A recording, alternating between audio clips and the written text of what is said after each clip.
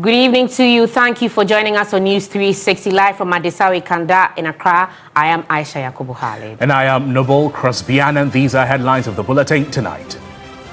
News 360 headlines is brought to you by Flamingo Paint, Pepsodent Charcoal and Pepsodent Herbal, EcoBank. President Mahama directs Energy Minister to monitor Israel-Iran conflict closely as crude oil prices go up, which will affect the economy.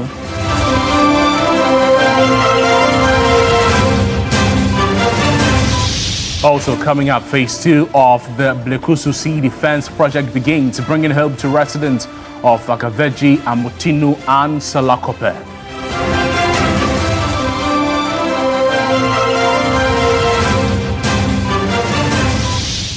They work under challenging circumstances and still choose to save lives. Tonight, we bring you the story of nurses working at Kayerso Health Center in the Savannah region.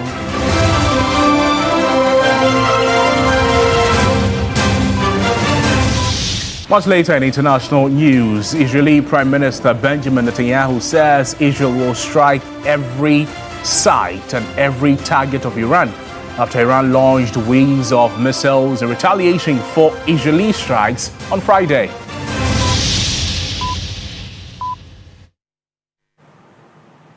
We have details of these stories and a lot more coming to you shortly. There's more news on our website, 3news.com. Let's settle for the details, shall we? We're starting off on a rather sad note as a canoe accident has claimed the lives of 7 Laura Senior High School students. This was after the canoe carrying members of the school's cadet corps capsized in the Black Volta River near Dikwe in the Upper West region. The accident occurred on Saturday morning, June 14, during a routine morning jogging.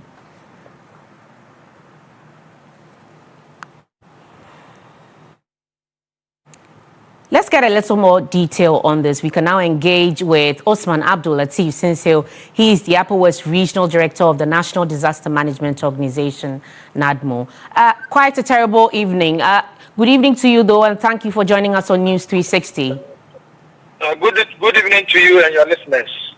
Can you give us a little more detail on the extent of damage? Yes, quite devastating enough. This morning, I had a lot of calls that some students who are cadet students from Laura Senior High went on jogging. Routinely, they do that to around the river, the Pearl River.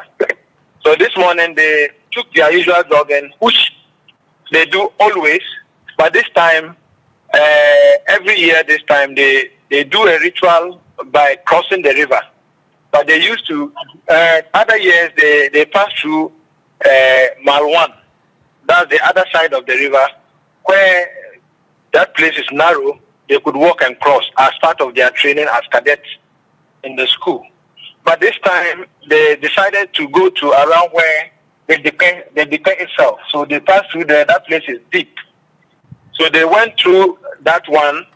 As they got to that place, it was only a young boy, I should describe, because they said the young Burkinabe, 50, between the ages of 15 and 18, that they got inside the river with his boat or canoe.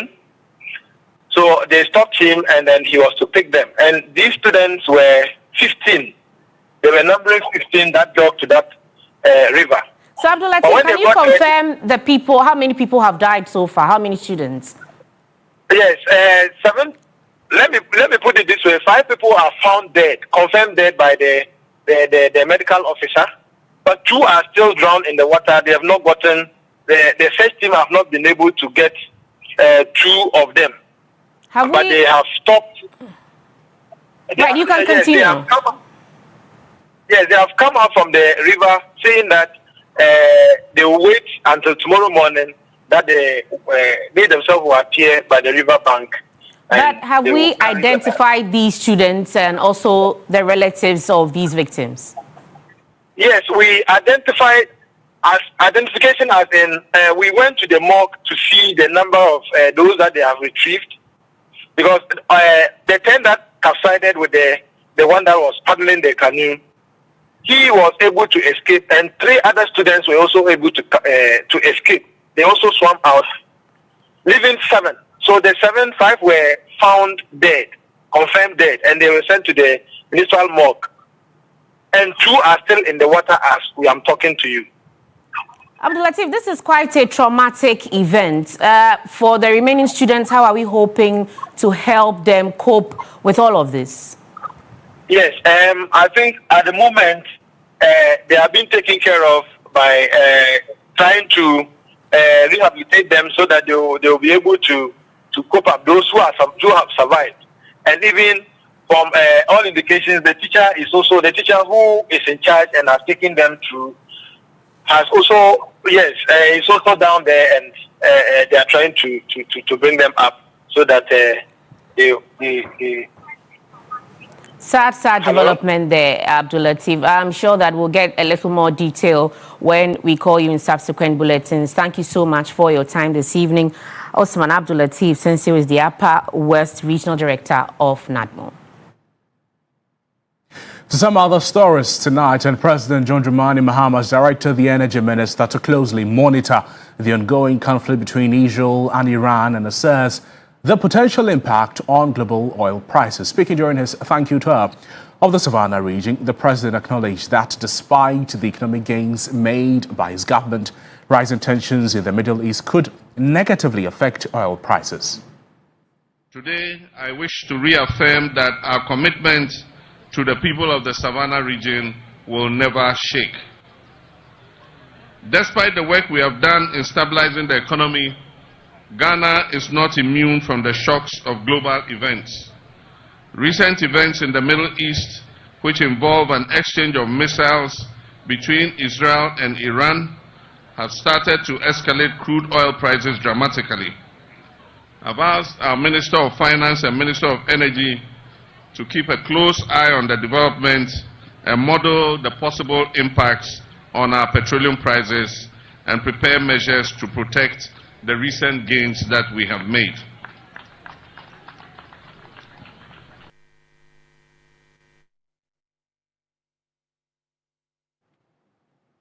Well, President Mahama says tensions between Israel and Iran could impact fuel prices in Ghana. And while Israel isn't, if you like, a major oil exporter, Iran controls key oil routes and produces over 3 million barrels a day, making any escalations between these two countries a global concern. So, how do rising oil prices and the strength of the cedi affect what you and I pay at the pump? Let's break it down for you. Look at this. Now, it is easy to think that when fuel prices go up, it is all because oil prices are rising globally. But Ghana's current situation tells a different story. Let's break it further down. In 2024, global oil prices, and I'm talking about Brent, sold at about $74 per barrel. At the same time, petrol in Ghana was going for around 15 cedis 30 pesos per litre and 18 cedis 66 pesos per litre for diesel. Now, fast forward to 2025, the same global price is still hovering around the same $74 per barrel. But in Ghana, petrol is down to 11 cedis 77 pesos and diesel to 12 cedis 49 pesos. So the question will then be, what's changed? It's a very simple answer. It lies in the cedi. At the end of 2024, the cedi was weak, around 14 cedis 85 pesos to $1. Now, by mid-2025, it had strengthened significantly, now trading at about 10 cedis 30 pesos to the dollar, like you currently can see on your screens. That means the cost of importing fuel became cheaper, even though oil prices didn't drop. So yes, global prices matter, but another key indicator, something else that really matters here, is how strong or weak your local currency is. Now, here is the catch on the back of what President Mahama has said. If the Iran-Israel conflict escalates, experts say that the Brent crude could shoot up to about $90 a barrel. And that's a 21.6% increase. Kind of disturbing. If that happens, and the cedi stays at 10 cedis 30 pesos, although it has not depreciated, listen to this, fuel prices will rise.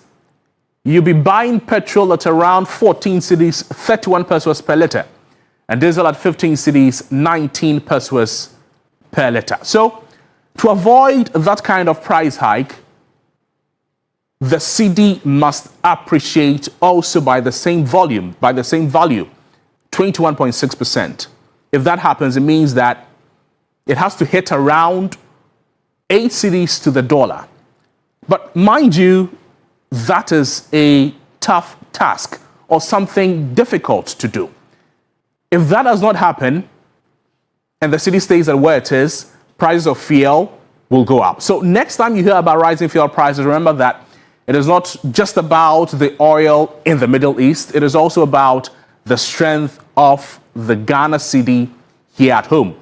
The battle isn't just at the oil rigs. It is also at the forest desk. With what is happening in Israel and Iran, the situation is dicey. A good advice by President Mahama to the energy minister and to the finance minister to monitor closely and advise, because I should tell you that the impact will be dire on Ghana's economy. The impact could be dire, particularly for you and I as we go to the pumps to buy fuel. Now you know. Whatever you want to do with this information is up to you. Let us also know on our social media platforms what you make of this development. But to some other stories tonight, the Ghana Revenue Authority has postponed the implementation of the Tariff Interpretation Order TIO number 2-2025-004, which pertains to the Energy Sector Levies Amendment Act 2025. And I'm talking about Act 1141. A statement from the GRA signed by the Commissioner General of the GRA, Anthony Kwesi, noted that the decision follows a directive from the Minister of Finance after consultations with key stakeholders. The increase in the energy sector shortfall and debt repayment levy for selected petroleum product was to have taken effect on June 9, but was postponed to June 15 following concerns raised by oil marketers. According to the statement, a new effective date for the implementation will be communicated in due course. This is also something in relation perhaps to the happenings on the international market, particularly the unpredictability or the volatile nature of what is happening between Israel and Iran. So governors decided to hold on to this for a while. Let's have a conversation on this. Let's speak with Richmond Roxon. He's a spokesperson for the Ministry of Energy and Green Transition. Lawyer, thank you for joining us at the program. What led to the second postponement of the 1 cedi fuel levy implementation? Thank you, Noble. Good evening to you and good evening to your cherished viewers. As the President said earlier, if you've been monitoring geopolitics, you notice that there's an issue between Iran and Israel. And Iran is a major oil producer of oil on the international market. If you look at yesterday alone, if you monitor Brent, prices for Brent, which has crude oil, has gone up by about 7%. Averagely, we are doing about 74%, $74 per barrel at a close of business yesterday. During the implementation of the amendment for ESLA, the government communicated clearly that they will keep monitoring what happens on the international market as well as the exchange rate, and that if there are any challenges or issues, definitely they will take a second look at the implementation. That's exactly what the President has done. He directed the Ministers for Energy and Green Transition as well as Ministry of Finance to take a look at it, monitor it, and then advise.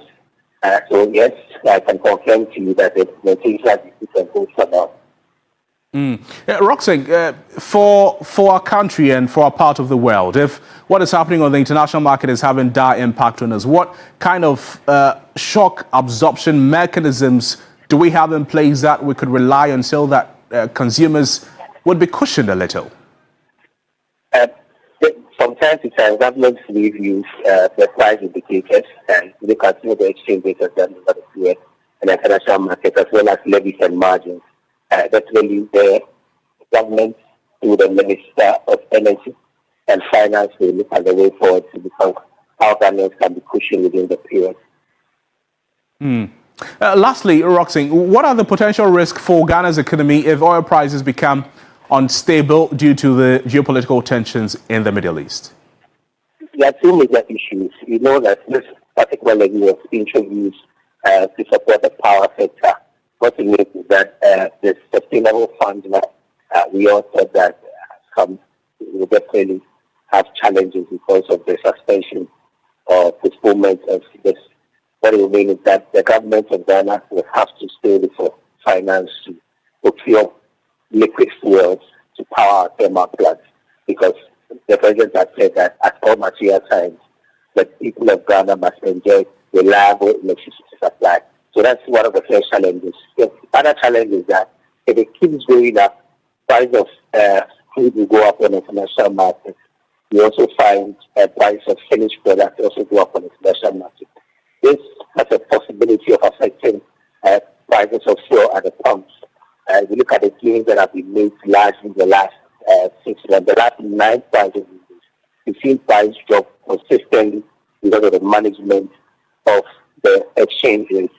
This development will affect prices because of geopolitics. So those are the nuances where you look at it.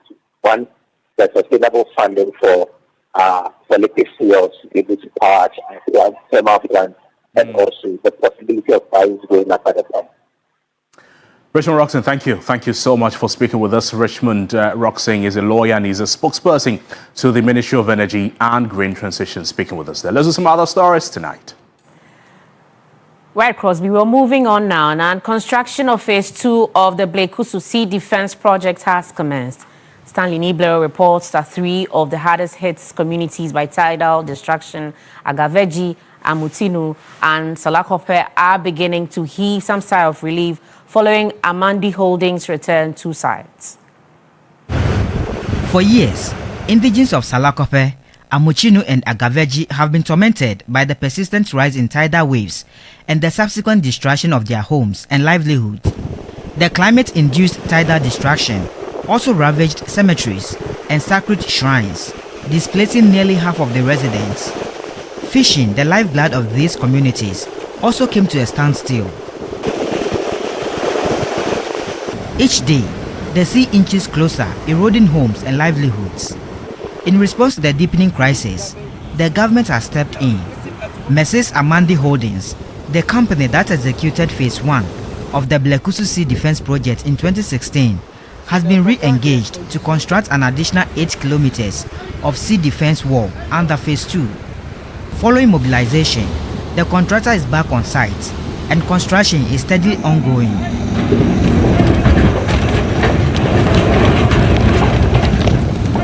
Under the 4-year project, parts of the land already claimed by the sea are expected to be reclaimed. To boost resilience and enhance community life, the project incorporates additional facilities, including lorry station, a fish market, a fish drying and smoking area, a cold storage facility, and a waste management system. Minister for Water Resources, Works and Housing, Kenneth Gilbert Ejay, together with the Volta Regional Minister James Gunu, visited the affected communities to seek residents' cooperation for the project. A town hall meeting was held to solicit the views of residents. His Excellency, the President came here to assess the sea erosion affecting the 3 communities within this area. So he promised the people that very soon we will start something on it by preventing the sea from taking over the land.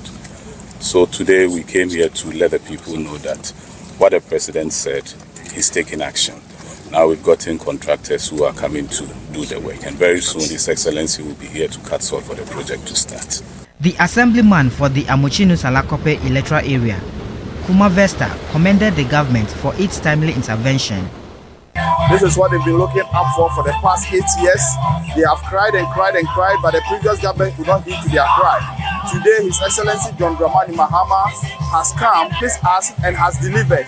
As you can see, there are a lot of people. The company is on site trying to start the project.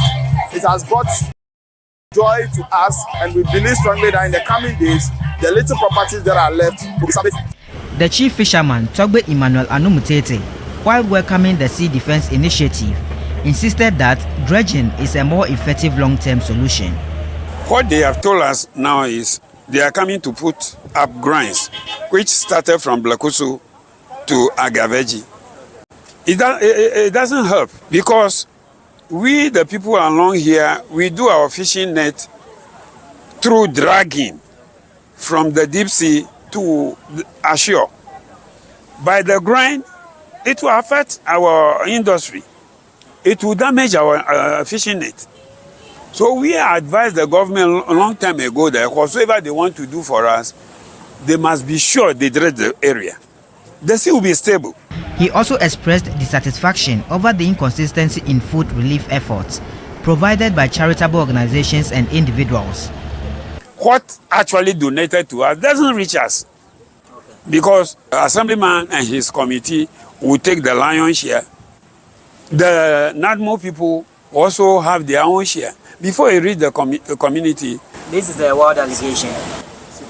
It is not an allegation. I'm telling you the truth. Meanwhile, environmental health officers have assisted families to exhume and relocate the remains of deceased loved ones whose graves were exposed by the advancing sea. Concerns also remain about the resettlement efforts. A parcel of land acquired for a resettlement community has turned to be waterlogged. Initial buildings constructed for habitation are rapidly deteriorating due to high water concentration in the soil. The Volta Regional Minister James Gunu called for the use of improved and sustainable building technologies to address the housing challenges. Now there are some materials that can be used, not depending on the laterite block, the sand block. We can get bricks, we can get some other materials that will be suitable for this environment.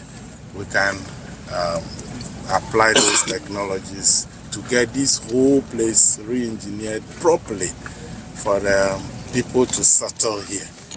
As phase 2 of the Blekusu Sea Defense Project takes shape, it marks a crucial turning point for the battered coastal communities of Agaveji, Amuchinu and Salakope. While the sea defense offers hope for protection and stability, the long-term success of the initiative will depend not only on engineering solutions, but also a holistic resettlement planning, sustained community engagement, and climate-adaptive infrastructure. For residents whose lives have been upended, the real measure of progress will be the ability to rebuild not just homes, but entire futures on safer ground. Stanley Nibleu, TV3 News, Amuchinu, Volta Region. Well, away from the Volta region, the Attorney General is preparing to charge 12 suspects in connection with the over 548 million cedis national service scandal. But ahead of that, attention is turning to how quickly the justice system can respond and whether public confidence can be restored through firm and transparent accountability. There's more in this report.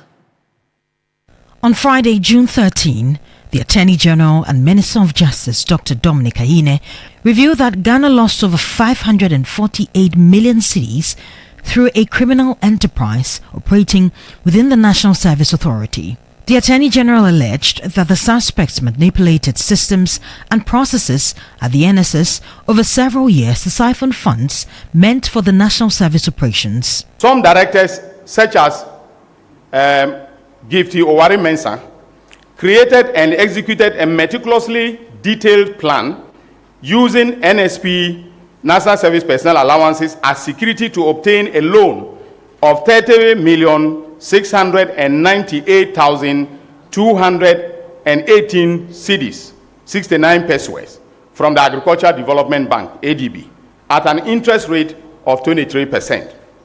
She achieved these results by using other people's information to register a company called Blocks of Life Consult without their knowledge or permission.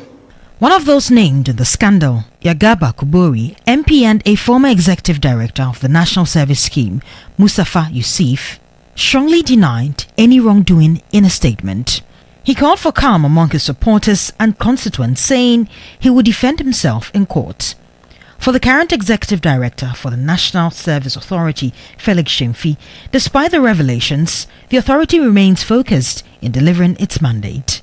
Our focus is very clear, and it is to build a better national service where we would have moved away from this cancer that has eaten so deep into the very fabric of the organization that otherwise should be at the forefront of youth development empowerment.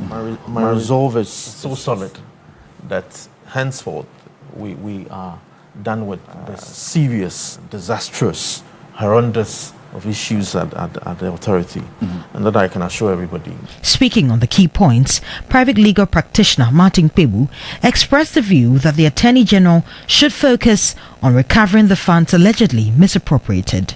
Some other persons had approached him for the non-prosecution agreement. We will beg, maybe if we get details, if they are bringing us money, Dr. Ayini, please accept. Say some other people want non-prosecution agreement, and invariably, if they say they want non-prosecution agreement, mean that they'll be bringing money. Let's collect the money. You see, let's say this 12, out of these 12, if 6 more bring the money, we should collect, so that if we are prosecuting 6, sure. A renowned public law and justice fellow at CDD Ghana, Professor Stephen Kweku-Asare, is calling for timelines to be set for such prosecutions in order to build public confidence. I agree with the Attorney General that some of the law perpetrators, we can negotiate deals with them, get them to return their loot, and then get them to testify against the big-time conspirators. That is done in every jurisdiction. But to just extend that branch to everyone, that is a mistake. Rather, what we must do is, in addition to the prosecution, we recover the loot. So not just send you to prison, but when we send you to prison, we are also going to take all steps to recover the loot that you have taken from us. According to the Attorney General and Minister for Justice, Dr. Dominic Ayine, investigations into the scandal have been completed and charges will be filed against 12 suspects involving the scandal. The investigation forms part of the government's anti-corruption initiative, Operation Recover All Loots Oral. In some more news this evening, rural health workers, especially nurses and midwives, face a multitude of challenges, including limited resources, difficult working conditions, and dilapidated infrastructure that affect their ability to provide adequate care. Despite these glaring challenges, midwives and nurses continue to deliver quality healthcare services. In the following report, my colleague Christopher Amako assesses the plight of nurses and midwives at the Kayarso Health Center in the East Gonja municipality of the Savannah region. Established in 2000 as a community health center, the Kayarso Health Center has not undergone any major renovation since its inception. From a distance, one might mistake the facility for an abandoned structure. A dilapidated building with ripped-off roofs, deep cracks in the walls, inadequate medical supplies, and outdated healthcare equipment is what greets any first-time visitor. The delivery and detention rooms still use the same beds that have been in place for nearly 25 years. For the past 25 years, since the year 2000, this delivery bed has served as the only delivery bed here at the Kayarso Health Center. Now, even though the bed has outlived its usefulness, it's still the only bed that provides delivery services. I met Sani Zakia, a midwife and the officer in charge of the Kayarso Health Center. She's been working at the facility for the past 9 years. She tells me that working here has not been easy. Honestly, I feel so sad. It's not been easy working here. You wake up early morning, then you see people coming in with conditions that you don't have equipment to give them the right services. No better drugs. We have poor lighting system that makes our vaccines go bad. We have a lot of challenges, including even common water to bath is a problem. For her, while working in rural communities comes with its own glaring challenges, recognition and opportunities are often reserved for health workers in urban areas. Not pay as compared to the type of work we deliver here. Because when you look at your colleagues at the urban sectors, they run shifts. They go at least 6 to 7 hours. They have gone back to the house. But we at the villages, we run 24-hour services.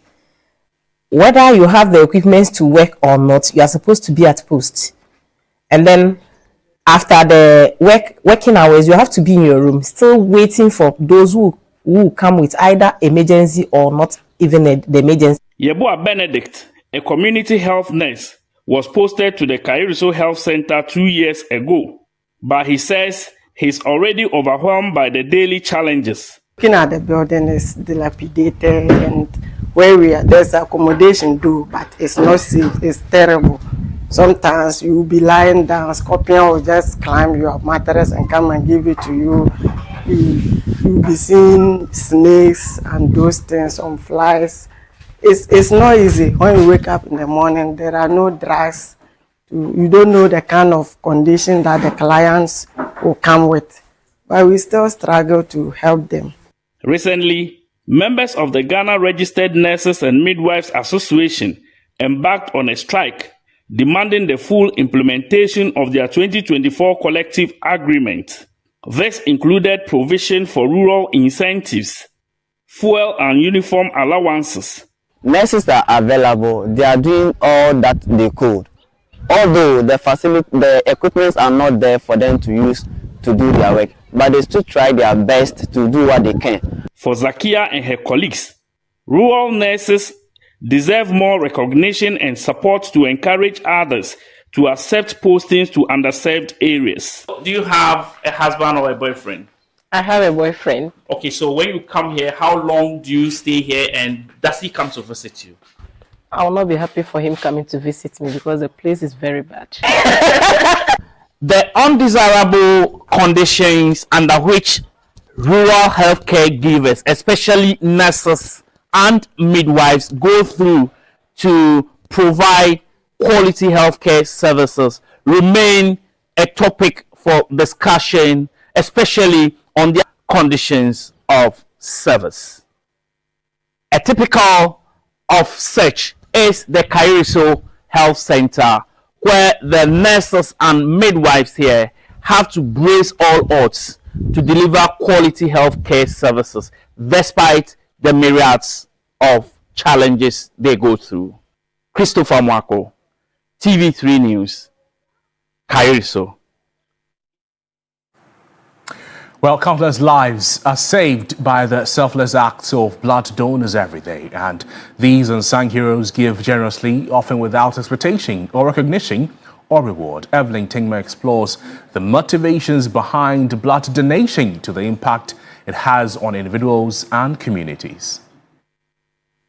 These are people who, out of their own volition, wake up in the morning and decide that I'm giving blood to somebody who I do not know. Give blood, give hope. Together we save lives. That is the theme for this year's Blood Donor Day. It summarizes how blood donation is not only a simple act of kindness, but a powerful expression of how others can give hope and healing to those in urgent need. Noeline Kumo is an example. She is a voluntary donor and has donated her blood 48 times, making her the first female to have donated blood for this number of times. But what could have been her motivation? It all started way back in '99 when I was in SHS. I saw a documentary on TV, and it was about this pregnant woman who was heavily pregnant, and I don't know how the husband, beat her mercilessly, and she bled profusely. And after beating her, he left. So someone came to rescue her, took her to the hospital, and it was between life and death. So they needed blood because she has bled enough.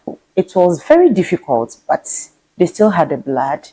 But after putting to birth, she didn't make it. I had a deep thought through that, and I was like, what can I do to be able to make blood available? She is determined to donate at any given time. If we are able to have 1% of Ghanaians having blood donation every 4 months, I think we wouldn't have the problem of come and donate, going to schools, churches, institutions, telling them to come and donate. Noeline is not the only one who is always willing to donate. So far, I've given 45 times. It's just to save some lives. And anytime you give blood, you get more strength. It's like you flush your whole system. Chief Executive Officer of the National Blood Service, Dr. Shirley Owusu-Ofori, lamented Ghana's blood collection index is low while demand is high. Nationally, across the country is slightly above average. The WHO says if we have 10 units per 1,000 population, every country's blood needs would be met. We've edged from below 5. The year before we were 5.8, and this year, the year ending, we were 6.1. But the needs for blood keep increasing for different conditions that arise in our hospitals. She encouraged people to voluntarily donate to save lives. Today we celebrate our silent heroes, and therefore we invite everyone who has never given before to consider it. We know some of you have fears, but your fears are unwarranted because the blood service will never do anything to harm you. So we encourage all healthy Ghanaians to stretch out their arm and give us a unit of life-saving blood. Other organizations, including schools, churches, corporate entities and individuals, in a bid to support, have been organizing blood donation exercises, but that also, according to them, do not come easy. 2020. That was my first time of organizing blood donation. I wrote to many companies for sponsorship and not even one. All they were saying is, oh, we'll get back to you, we'll call you. They gave me the zeal that they will be, but getting to a certain point, I saw I was in this alone. As the world celebrates blood donors who are referred to as the silent heroes, ask yourself, what can you also do to save the life of a mother, a child, a breadwinner, and a patient whose lives depend on blood?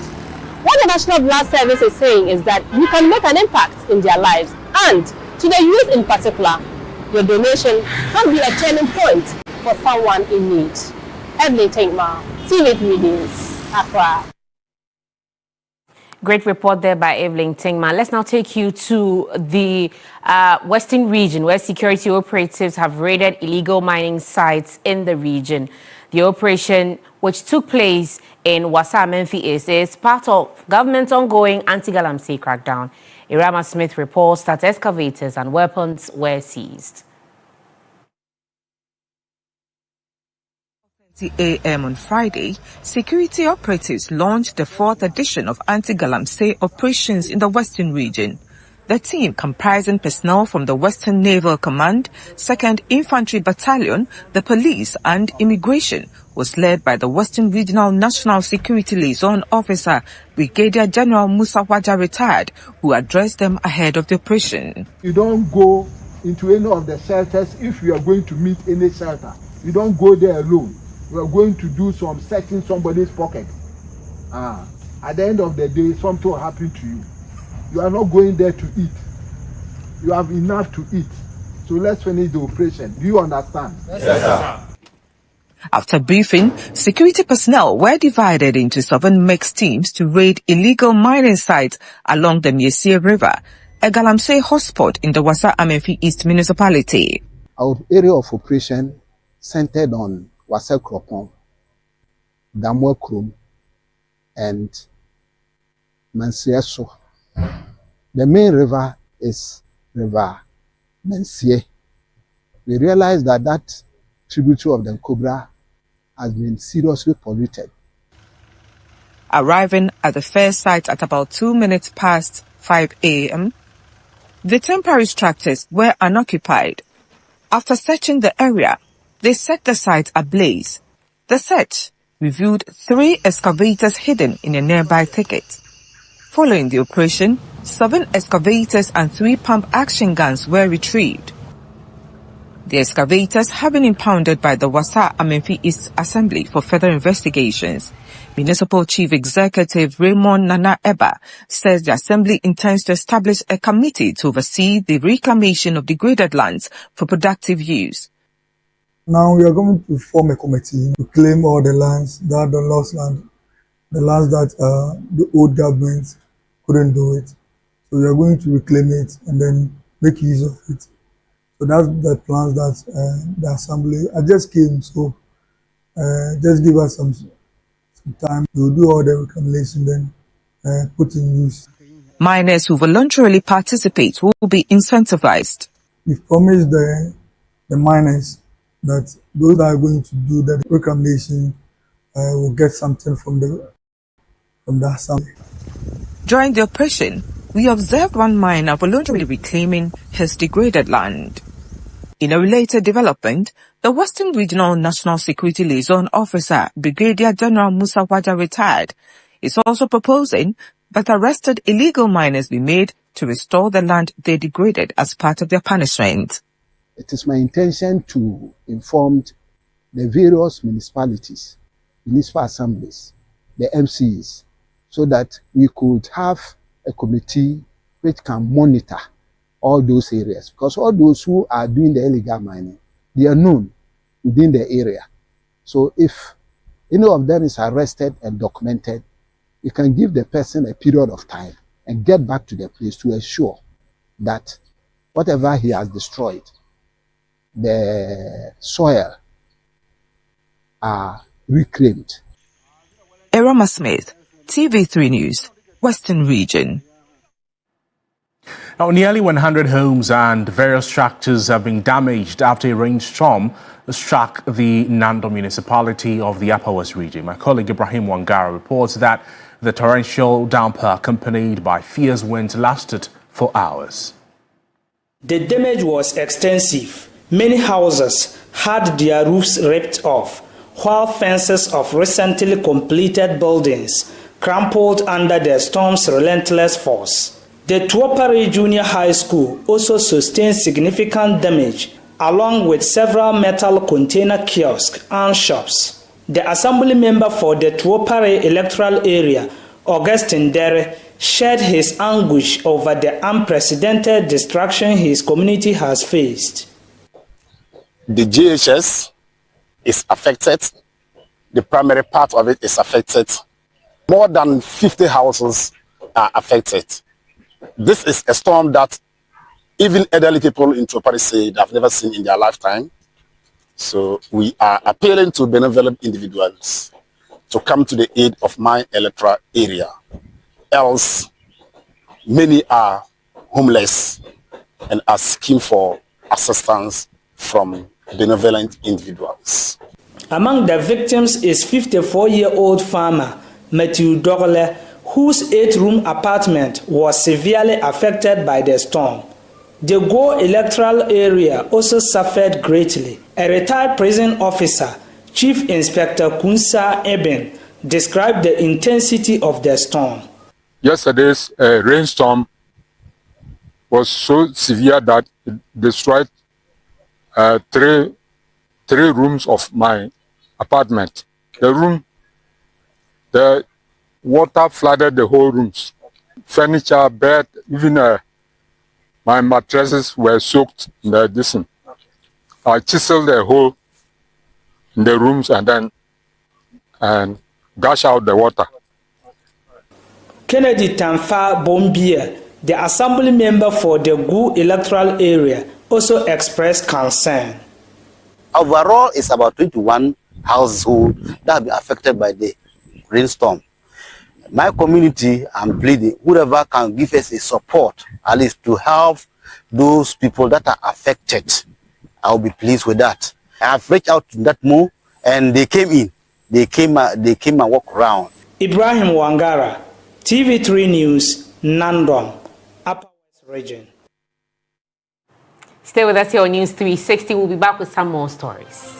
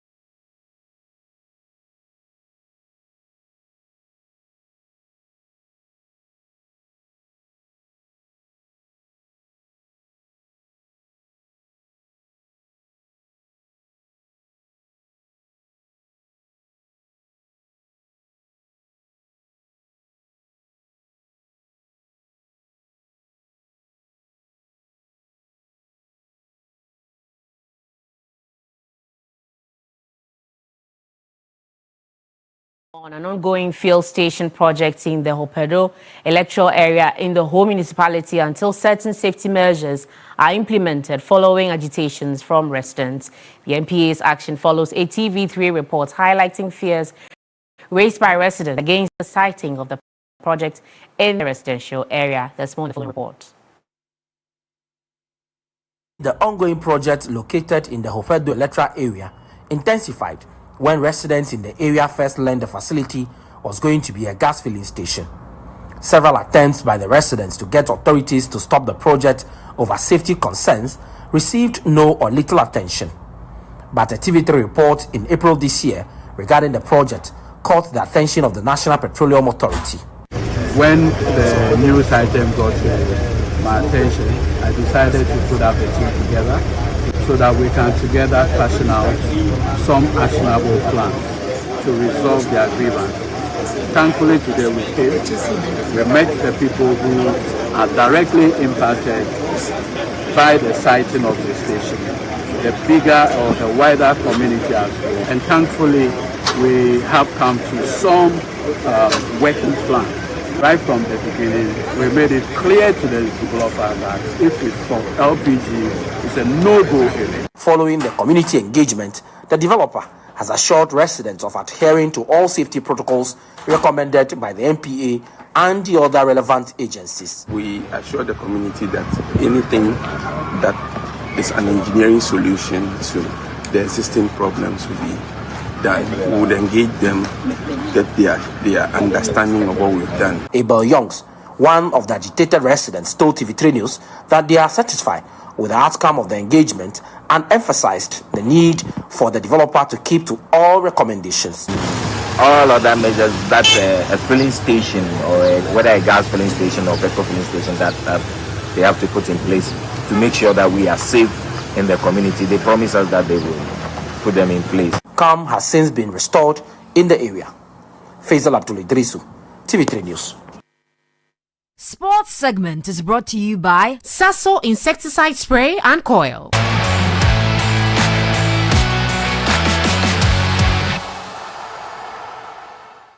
Let's touch base with Bill Shen for some sports news. Good to see you, Bill. What do you have for us? Looking dashing. And you too. Thank you so much. What do you have in sports? Well, the MTN FA Cup in the next 24 hours, we'll see a new winner between Kotoko and Golden Kick. And there's also the Club World Cup coming up very, very shortly. Bring us the details. Right, let's begin from the MTN FA Cup. In the next 24 hours, we will witness a new winner in the competition as Asante Kotoko prep to take on Division 1 League side Golden Kick at the University of Ghana Stadium.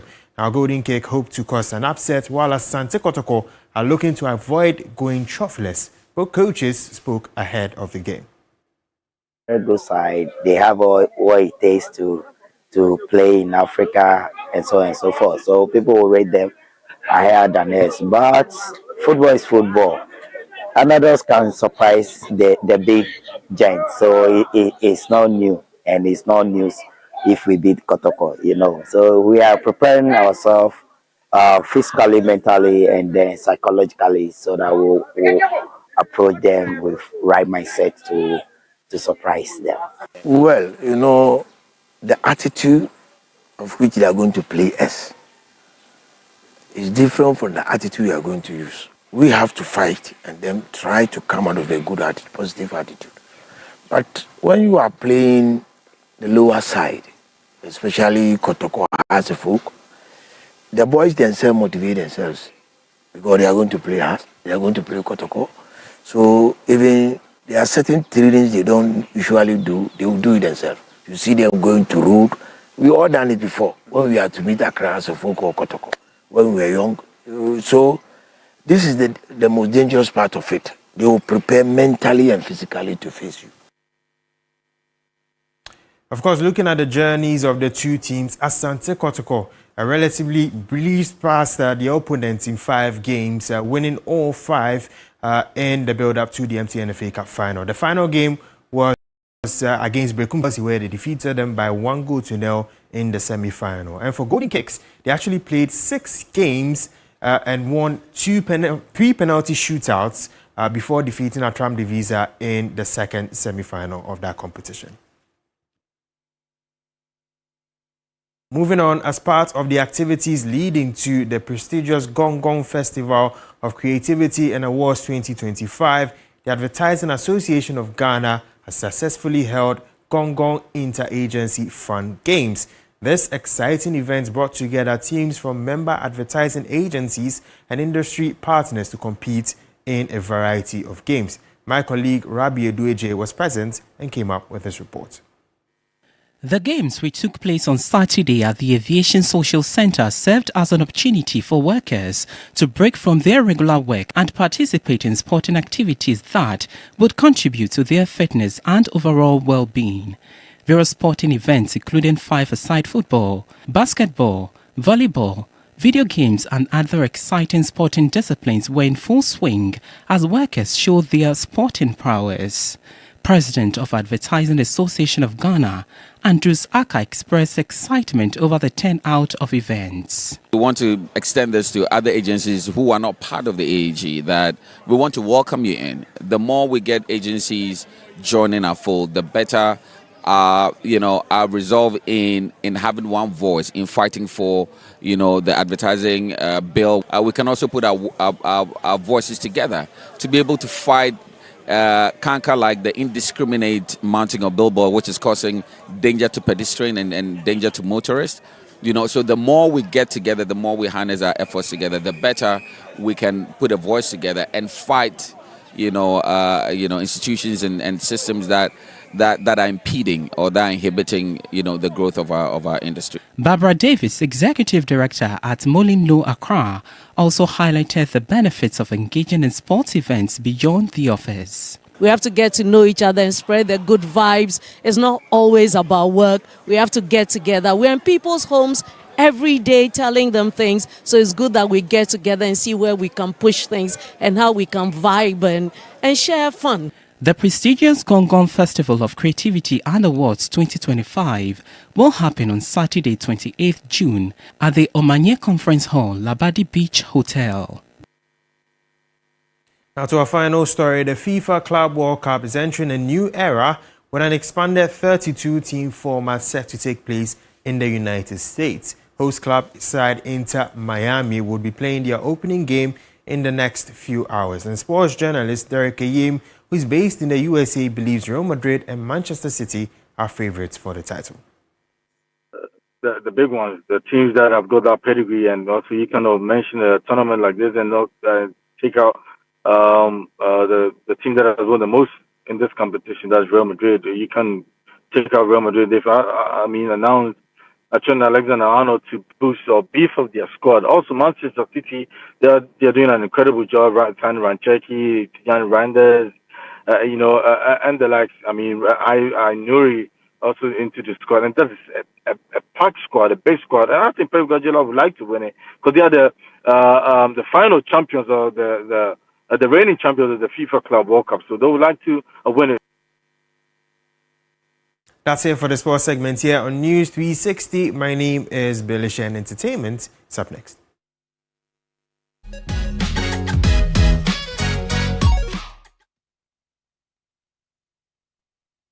In entertainment news this evening, the journey to finding true love on Perfect Match Extra has been nothing short of a roller coaster packed with passion, heartbreak, drama, and self-discovery. After an unforgettable week of romance and rivalry, the final showdown is here. 7 couples remain, but only a few will make it to the grand finale. The road ahead won't be easy. At least 2 or more couples will face eviction tonight. The tension is high, from steamy games to emotional twists. These individuals have given us non-stop entertainment over the past few weeks. Now the time has come to determine which 3 couples will secure their spots in the final battle for love, fame, and the grand prize. Who will make it to the end? Who will say their goodbyes tonight? Find out in tonight's explosive episode of Perfect Match Extra Season 3.